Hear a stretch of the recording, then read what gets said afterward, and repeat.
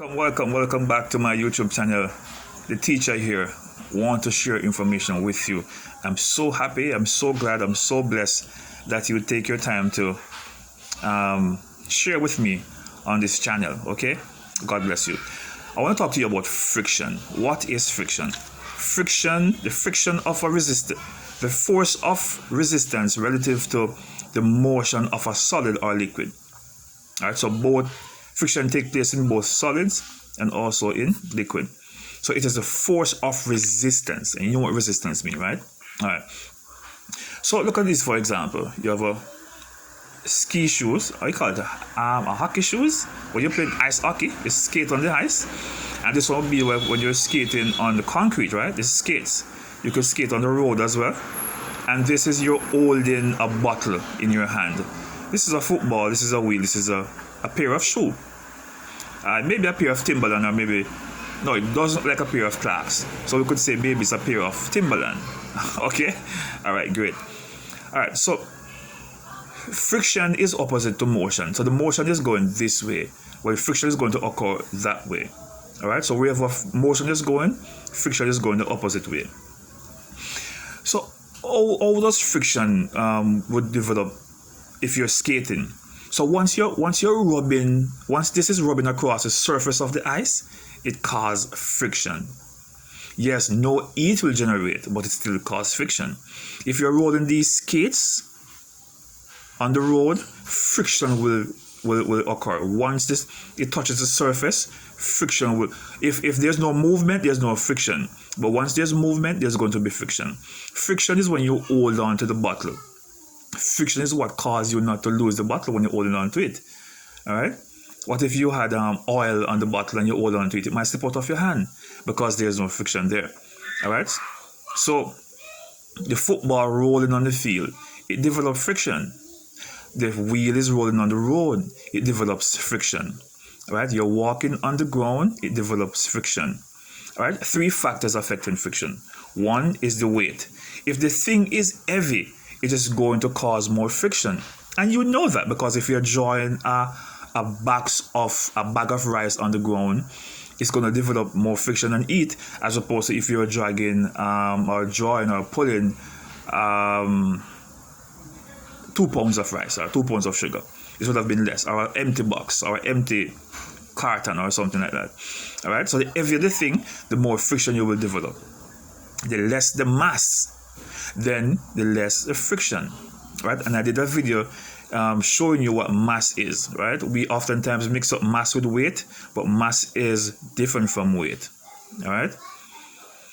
Mass is the total property of a particular matter. All right, so the more mass, the less friction. So if the thing is lighter, it develops less friction. The other thing affecting friction is the surface area, whether the surface is smooth or rough. So if the surface is smooth, there's going to be less friction. But if the surface is rough, there's going to be a lot of friction. All right. The other thing is the area of the surface in contact. So we have weight, surface, and the area of the surface in contact. And this is a perfect example.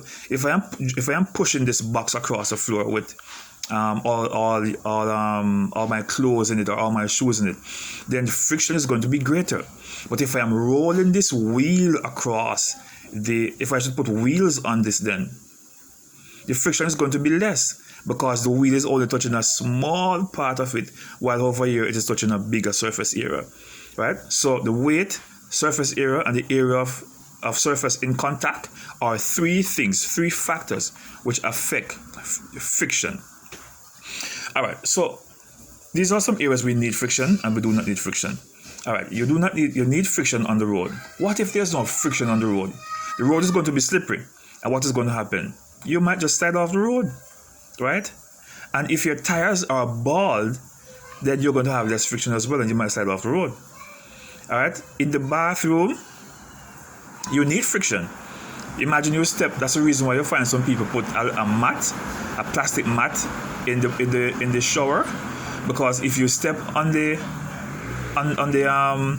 whether your bathroom has tile in it, or it is the pre-manufactured one, if you step on it and it is very slippery, you might slide and break your arm or even knock your head. right? Your shoes also need friction. Imagine the bottom of your shoes is very slippery. When you step, you might fall, all right, because you're going to slide away. So you need friction under your shoes. These are some areas you might not need friction though in your body. Like for example, between your bones, if there's friction there, you're going to have problem. And that's the reason why your body is developing a kind of way where bones and bones do not rub together. All right. And then, in the motor vehicle, you also don't want to have friction there either, because if the parts are rubbing against each other, then they're going to rub out quickly and maybe damage your vehicle, especially in the engine as well. All right. On your desk, on your table, you don't want friction. You want the tabletop to be a little bit more smooth, where you can move things along it, right? Yeah. All right. And maybe we could say on your floor as well, you don't want too much friction on your floor, because you want to be able to walk or shine your floor or whatever it is you're doing. All right. So there are cases where you might need friction, and there might be cases where you don't need friction. But remember, friction is the force of resistance relative to the motion of a solid or liquid. All right. And friction is the opposite of movement. So movement going that way, friction develops that way. Okay.